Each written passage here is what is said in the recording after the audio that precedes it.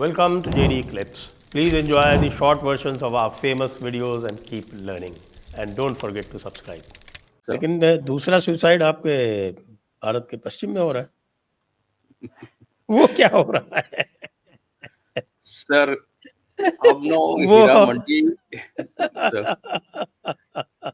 पाकिस्तान ने अफगानिस्तान की पूंछ पे हाथ रखा और सर उनको उम्मीद नहीं थी कि वो तो अंदर ही घुस आएंगे, वो तो अंदर तक घुस आए, उन्होंने तो बहुत सारे एरियाज कैप्चर कर लिए।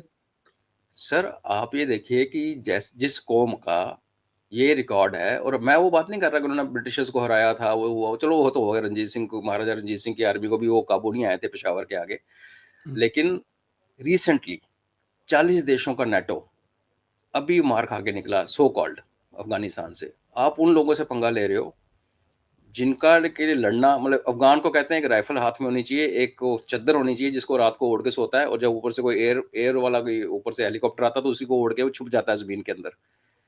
और सर्दी हो जितनी मर्जी, अफगानिस्तान में कोल्ड डेजर्ट, और उसको रोटी मिल जाए सूखी नान टाइप, तो Afghan can keep fighting for days.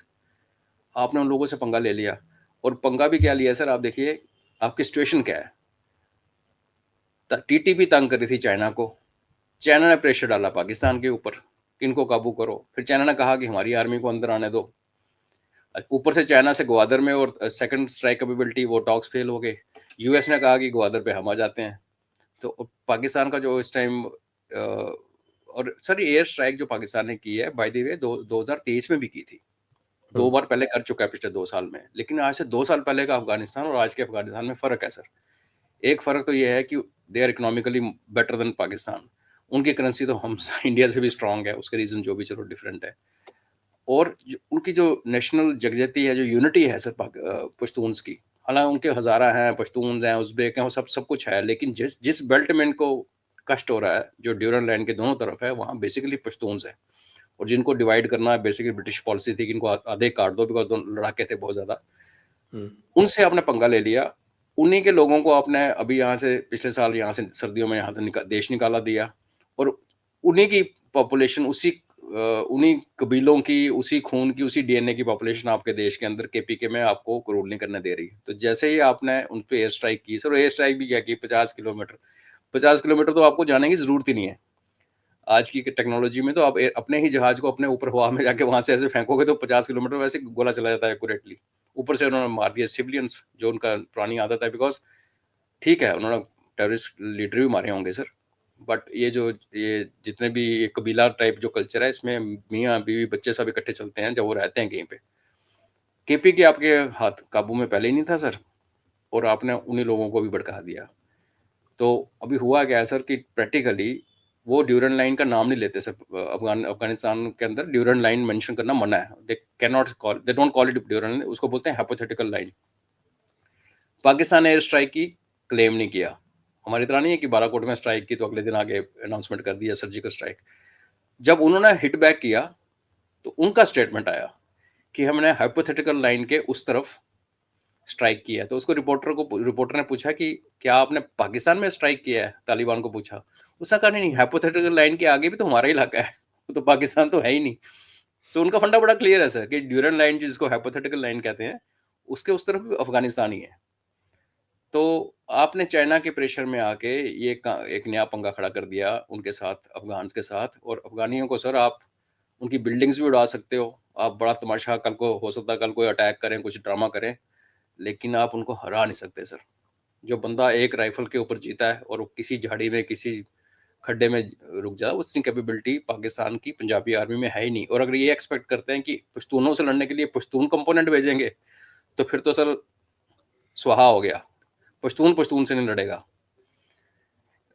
और जो इनकी पंजाबी आर्मी थी, जब जितनी बार भी गई है ये वजीरिस्तान में मार खा के आई है।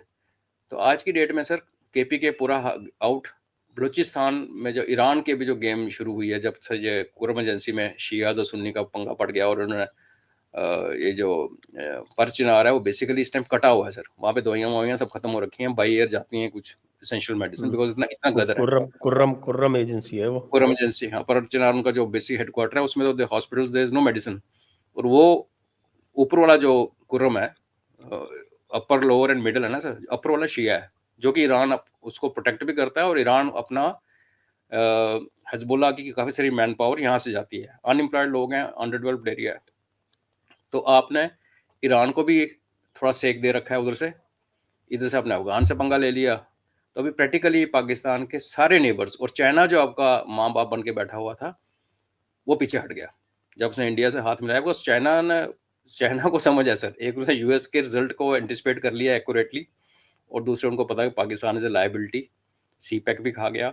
और आज की ताज़ा खबर ये है सर, वो उनका एक पाकिस्तान का जो यूट्यूबर है, जिसको मैं बीमार कीमा कहता हूँ सर, वैसे नाम कमर चीमा है, आज एक नया वो बीमार कीमा एक नया शगुफा लेके आया। वो साइकोलॉजिकल ऑप्स कहता है, Pakistan is planning to cut off Wakhan corridor, कि वुखान का हिस्सा काट के पाकिस्तान उसको अफगानिस्तान से अलग करना चाहता है। इमेजिन कीजिए सर, जिस दिन हमने बात की, क्योंकि वो पूरा जो चित्राल का जो इलाका है, उससे तो ये खुद कटे हुए हैं, तो खुद मार पड़ रही है बिल्कुल।